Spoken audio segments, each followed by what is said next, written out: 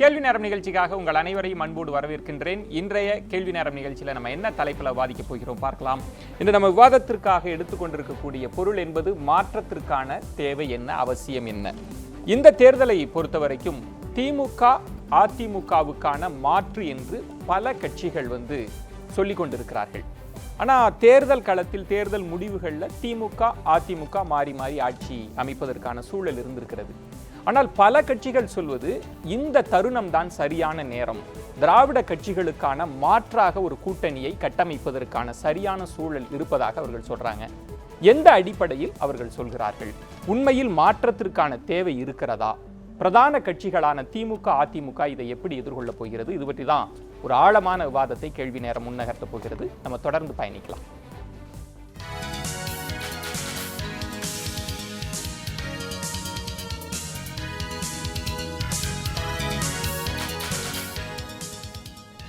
கேள்வி நேரத்திற்கு மீண்டும் வரவேற்கின்றேன்.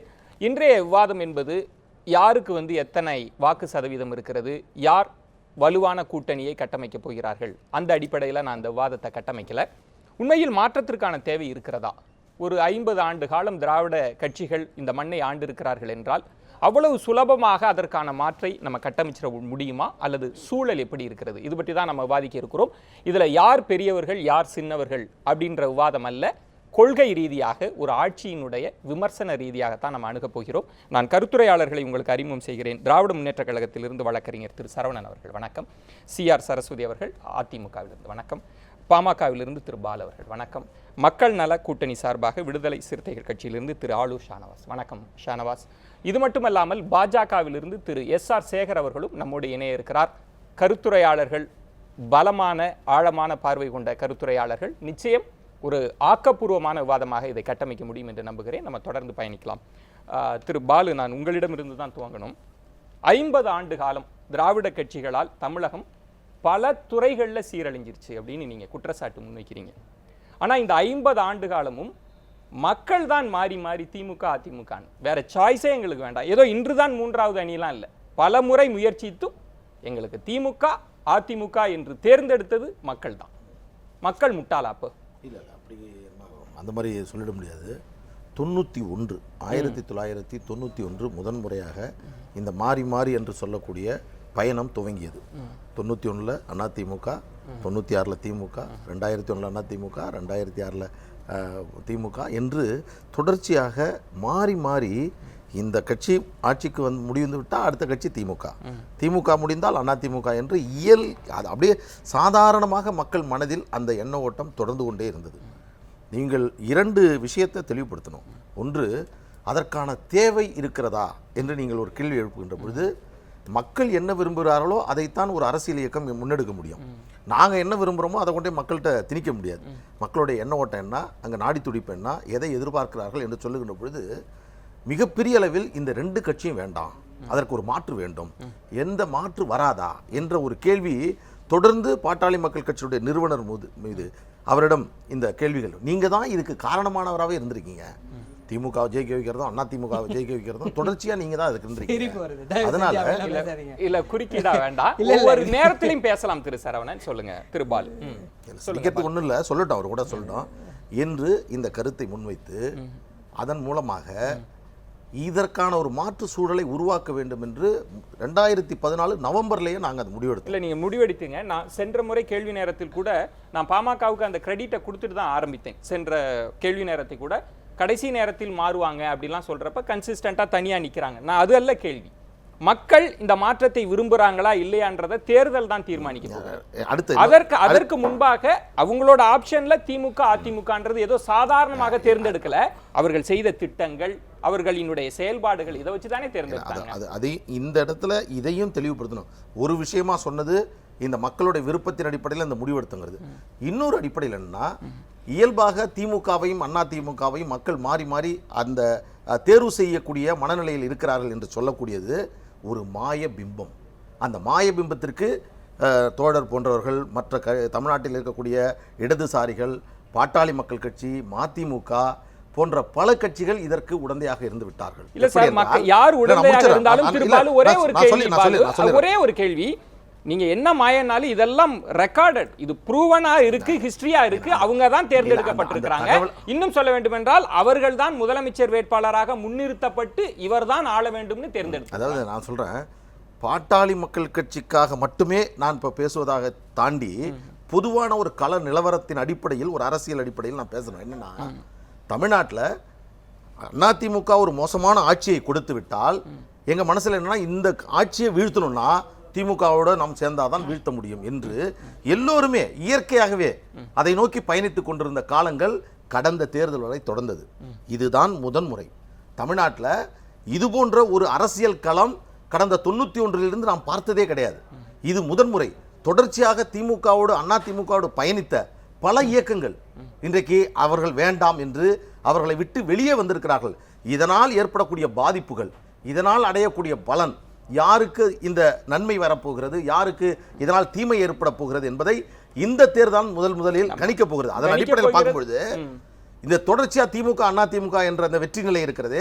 ஒவ்வொரு முறையும் நீங்க பாருங்க, திமுக அதிமுக தமிழ்நாட்டில் அதிகமான வாக்கு சதவீதம் வைத்திருப்பதாக சொன்னாலும் கூட அவர்களுக்கு இருக்கக்கூடிய எண்ணிக்கை, அவர்கள் அந்த இடத்திலே அமர்ந்து அந்த கூட்டணிக்கான பேச்சுவார்த்தை நடத்துவது, ஆளும் கட்சியாக இருந்தது பல்வேறு காரணங்களின் அடிப்படையில் தொடர்ந்து கொண்டே இருக்கிறது.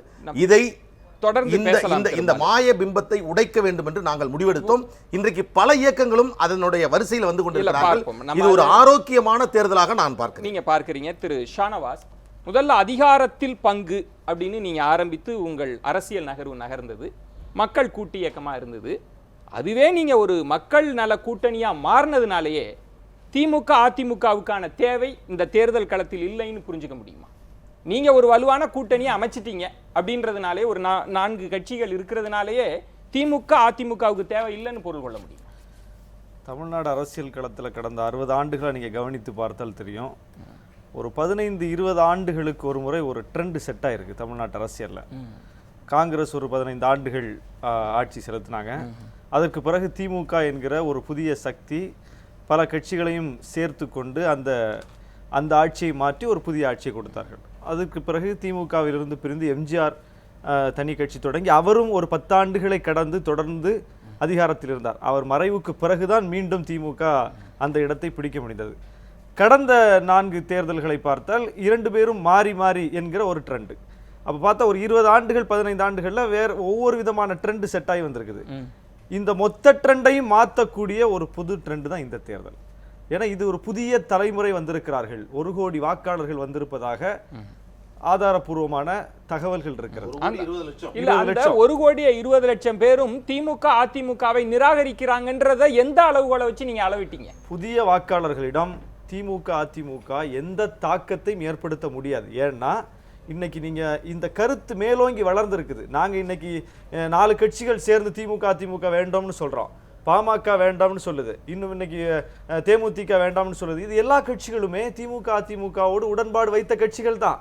திமுக அதிமுகவிடம் இருக்கிற அந்த வலிமையான வாக்கு வங்கியோடு நம்முடைய வாக்கு வங்கியும் சேரும்போது சட்டப்பேரவையில் நாமும் உறுப்பினராக எளிதாக வர முடியும் என்கிற அந்த கணக்கு உள்ளவர்கள் தான்.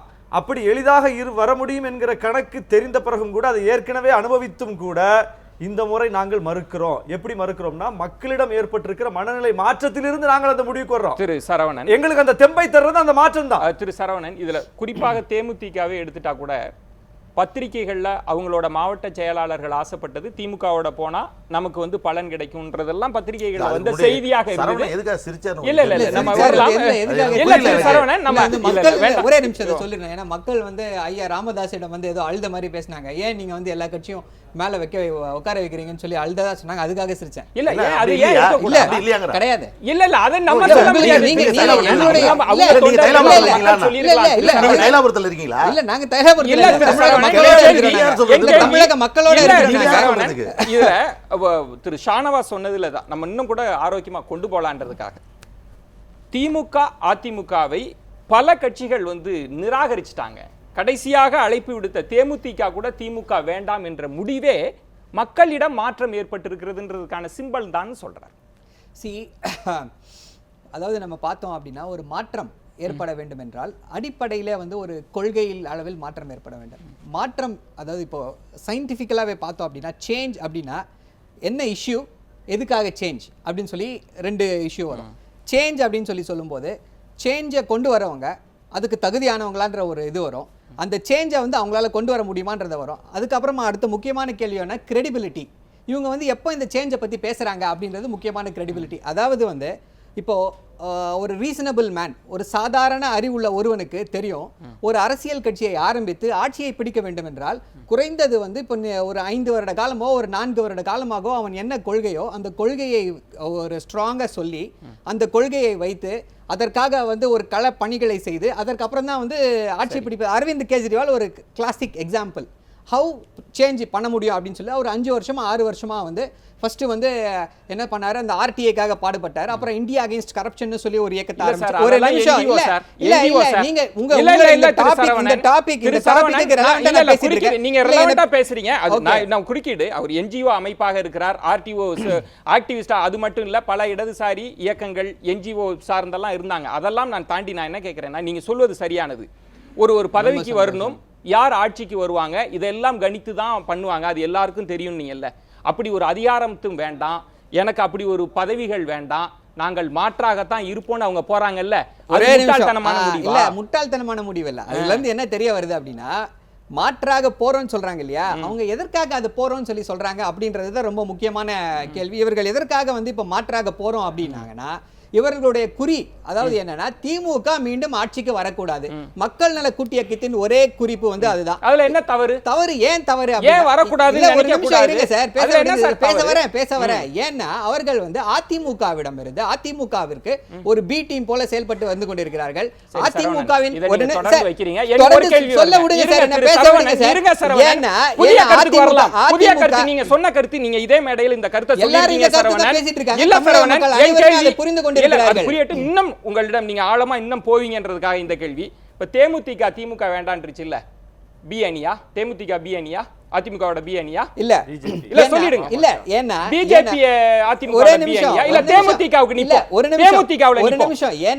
ஏன்னா இவர்கள் அந்த செய்யக்கூடிய அந்த பிரச்சாரம் வந்து இவர்கள் யாருன்றதை வந்து எக்ஸ்போஸ் பண்ணுது. இவர்களுடைய பிரச்சாரம் என்ன நடக்குது அப்படின்னா, அவருடைய இந்த வைகோ அப்படின்றவர் என்ன பண்றாரு அப்படின்னா, ஒவ்வொரு மேடை தோறும் சென்று திமுகவை தரக்குறைவாக பேசுவது என்ன சார் தவறு? நான் சொல்றேன் தவறோ இல்லையோ, நான் சொல்றேன் அவங்க தவறு கிடையாது. மக்கள் நல கூட்டணி அதிமுக பிஎனினா விஜயகாந்த் யார்? அதுக்கு பதில் சொல்லுங்க சார். இல்ல மக்கள் நல கூட்டணியை ஏன் பிஎனின்னு சொல்றேன்றதை நான் சொல்றேன், அதை கேட்டுக்கோங்க. ஏன் பிஎனின்னு சொல்றோம் அப்படின்னா, அவர்கள் வந்து திமுகவை தாக்குவதை மட்டுமே வந்து குறியாக வைத்திருக்கிறார்கள். திமுகவை தாக்கி எப்படியாவது வந்து அதிமுகவை ஆட்சி கட்டிலே அமர வைக்க வேண்டும் என்பது அவர்களுடைய கருத்து, அவர்களுடைய குறிப்பு. அந்த ஒரே காரணத்திற்காகத்தான் இவர்கள் வந்து மாற்று கிடையாது. இவர்கள் வந்து ஒரு அணியின் சார்பாக வந்து ஒரு ஏதோ ஒரு அண்டர்ஸ்டாண்டிங்ல வந்து செயல்பட்டு கொண்டிருக்கிறார்கள் என்ற கருத்தை நாங்கள் கூறுகிறோம். உங்களை எதிர்த்தால் அவங்க எங்களை எதிர்த்தால் கிடையாது, உங்களோட வந்தறணும் இல்ல பிஜேபி. அதுதான் சொல்றேன், நீங்க சொன்ன அதே क्वेश्चन ரிவர்ஸ் சொல்றேன். அதுதான் சொல்றேன், நீங்க क्वेश्चन அதே क्वेश्चन ரிவர்ஸ் சொல்றேன். பிஜேபியை பார்த்து நாங்க பி டீம்னு சொல்ல, தேமுதிகவை பார்த்து நாங்க பி டீம்னு சொல்ல, வேற எந்த கட்சியையும் பார்த்து நாங்க பி டீம்னு சொல்லல. மக்கள் நல கூட்டணியை பார்த்து பயம் உங்கள் வாக்குகளை அவங்க பிரிக்கிறாங்கன்ற பயம் அப்படி வந்து நீங்கள் நினைத்துக் கொண்டிருக்கீங்க. சரி, நம்ம தொடர்ந்து பேசலாம். ஏன் பயம் கிடையாதுன்றதை நான் எக்ஸ்பிளைன் பண்றேன். நம்ம அடுத்த ரவுண்ட்ல பேசலாம். எஸ்ஆர் சேகர் பயம்னு சொல்லிருக்கீங்க இல்லையா, பயம் கிடையாது. இல்ல ரவுண்ட் இல்ல, அதுதான் ஏன் பயம் கிடையாது அப்படின்னா, தமிழக மக்கள் வந்து ரொம்ப தெளிவா இருக்காங்க. அதாவது வந்து இப்ப இந்த எலெக்ஷன் நம்ம முன்னாடி என்ன நிக்குதுன்னா, இந்த அதிமுக ஆட்சியை அகற்ற வேண்டும். இந்த ஆட்சி அது உங்க கவலை சார், எங்க கவலை இல்ல, மக்களுடைய கவலை. இவர்களுக்கு உங்களுடைய கவலை, அதிமுகவை அகற்ற வேண்டும். அதிமுகவை அகற்ற வேண்டும். திமுக மட்டுமே அகற்ற வேண்டும்.